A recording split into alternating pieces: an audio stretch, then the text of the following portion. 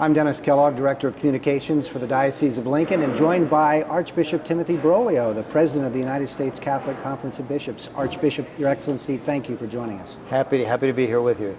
Well, you've served in a lot of different countries across the world as part of your service for the Church, and you're currently the Archbishop for Military Services in the United States. That means that your flock is probably men and women who are highly motivated, who are seeking leadership, who are willing to put their life on the line. What kind of unique opportunities or challenges does that bring for you as an Archbishop with that kind of flock? Well, the opportunities are many in the sense that people are enthusiastic.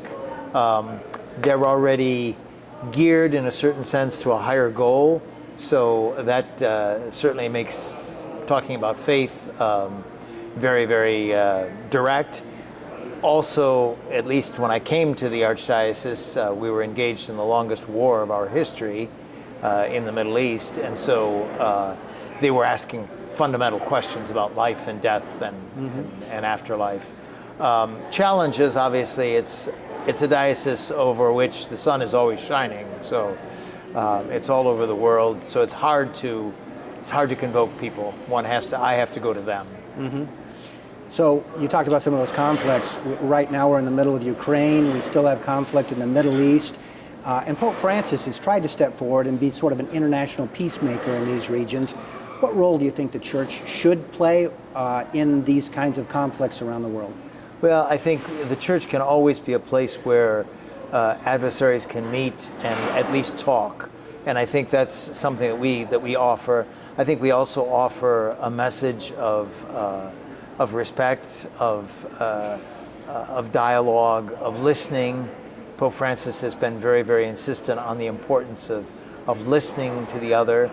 So I think at least we can offer those lessons. Now, obviously, it depends on the belligerents to decide whether they want to listen to those messages or take advantage of those opportunities. But at least we can offer the space. Mm-hmm. I want to ask you, of course, Pope Francis is continuing his recovery from his long hospital stay, and we wish the Holy Father all the best.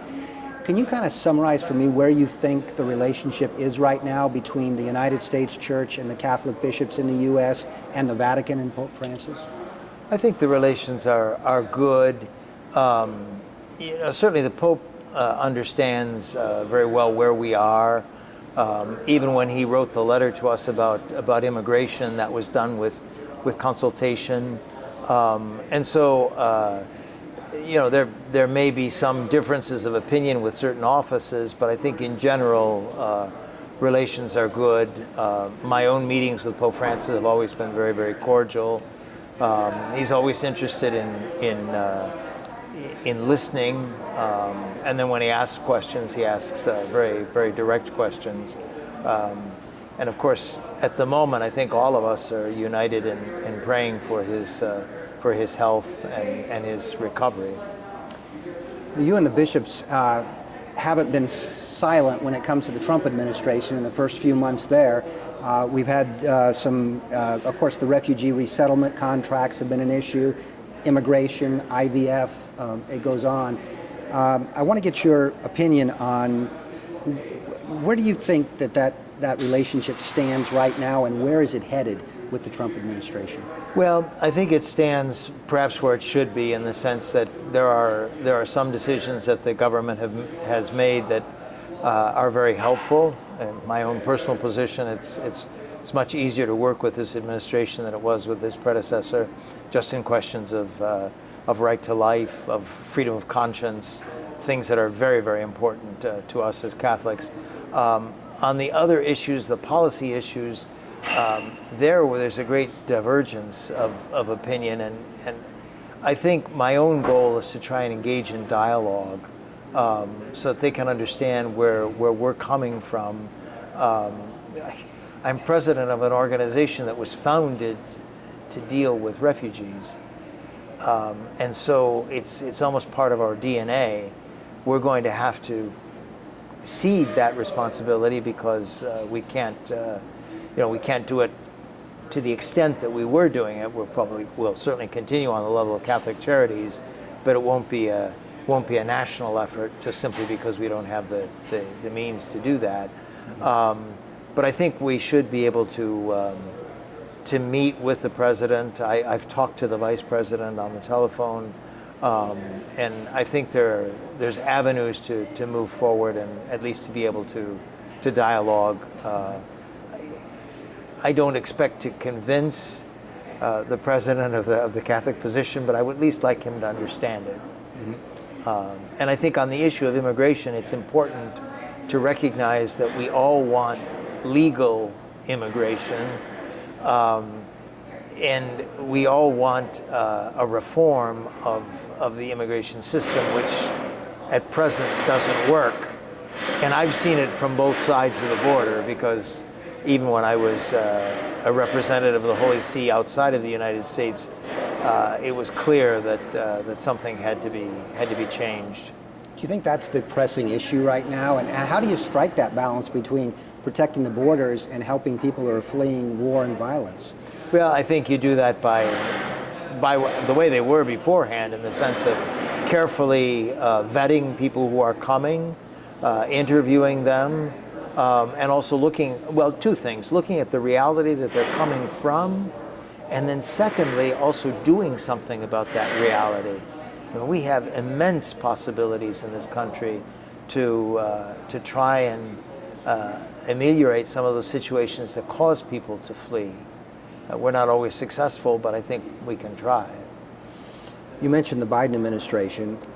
How frustrating was it for you, at least on the issue of abortion, to have to deal with President Biden, who is a Catholic and yet is probably one of the most pro-abortion presidents we've seen in recent memory? It was very, very difficult for me to understand how he could take some of the positions that he did, because it was more than just passively allowing. It was actually being almost an abortion advocate, and forcing it in areas where it had never been forced before. And so for me, it was difficult to understand, and I often wondered, was he the one making these decisions, or was someone else making them for him? I don't know that, because I never met the man. Mm-hmm. So. When it comes to abortion, the bishops came together 5 years ago and put together a program, Walking with Moms in Need. Fifth year anniversary now, reaching out to pregnant women and parenting mothers who need some accompaniment. How effective do you think that has been, and what do we need to do more to get to the point where abortion is unthinkable in our country?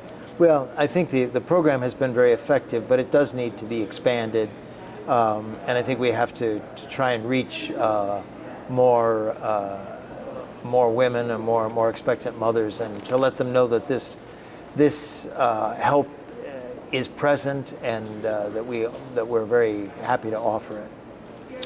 Another program, Eucharistic Revival, big year last year with the pilgrimage and with the Congress, and the bishops, I think, put that together to try to bring people closer to Christ through the Eucharist. Do you think that's met its objective?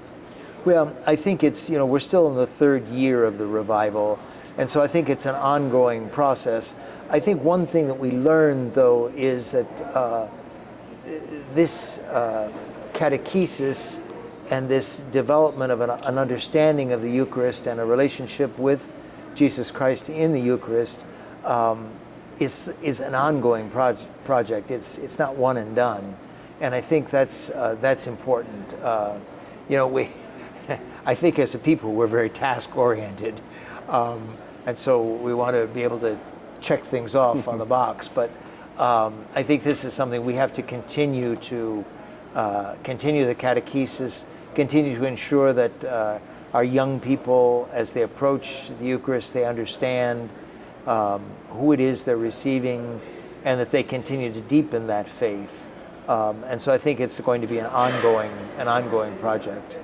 I want to ask you about your friendship with Bishop James Conley of the Diocese of Lincoln, that I know goes back many years, and also from your national perspective and even worldwide perspective. Can you give us a feel for how the Diocese of Lincoln is perceived, and what we're doing right and what we're doing wrong?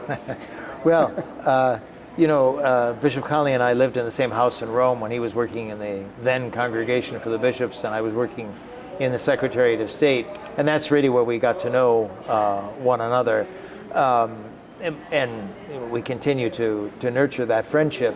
And I have had the opportunity to, I once preached a retreat for the priests of Lincoln, and I remember being struck by the tremendous camaraderie that existed. And it was a silent retreat, but you could see how much they cared for one another. And I remember when they would have a break after lunch, and they play baseball, the longer ordained with those who were ordained more recently. And it was just it was a wonderful experience of a very, very healthy presbyterate. And then, of course, I do have some Lincoln priests who are in the military or serving the military, and of course I'm very grateful for that contribution as well. How the diocese is perceived, I can give you my impressions. With 198 dioceses in the United States, it's hard to know what the perception is. I think, though, it would be viewed as a healthy diocese. You certainly have many vocations, and an enviable Newman Center at the University of Nebraska. So Absolutely. something the rest of us would like to can only dream of. Well, of course, we're in the middle of Lent. If there's one piece of advice, Archbishop, you would have to Catholics across the country to draw closer to Christ during this time, what would that be? I think it would be the three pillars of Lent. So prayer, sacrifice, and charity. And those are really the hallmarks of this season. And I think if we take extra time in prayer and really appreciate the dignity that is ours because Christ came and died in order to save us, and if we sacrifice so we clear away what's not essential, so that we really can dwell on the Lord's call. And then I think as we reach out to those who might be in need and share something of what we have, I think those are really the hallmarks of this season. Yeah, great advice. One last question. What worries you most about the future of the Catholic Church in the United States? And along those same lines, what gives you the most hope about the Church in this Jubilee year of hope? I think what worries me most is the issue of formation. I think we have to teach Catholics their faith and make sure that they are well formed in that faith, and hence the importance of media, because that's how we reach people today. I think Bishop Barron has given us a very good example of how to do that. What gives me the greatest hope are the young people. I am the Archbishop of the youngest archdiocese in the United States. Most of my people are between the ages of 18 and 38. And they are really a fantastic generation. They're enthusiastic, they have a lot to offer, and they want to learn. And so I think that's certainly the greatest hope. And then, to quote St. John the 23rd, in the end, the Church belongs to Jesus Christ. And I think that's what we have to remember. When we do the best we can, then we know that the Church is the Lord's. And I should ask you as well, you're a LIFE Runner. We're talking to you at the LIFE Runners Banquet tonight. What do you feel about this organization? Well, I'm enthusiastic about the witness that they give, and it's, I understand you don't have to run to be a member. Consequently, let old men like me be members as well. But I think that witness is crucial. The Church is always spread by the witness of her members, and I think respect for human dignity and respect for human life is also going to be spread by the witness that we give. Awesome. Archbishop Timothy Broglio, Your Excellency, thank you so much for taking some time out to visit with us. Happy to visit with you. Thank you.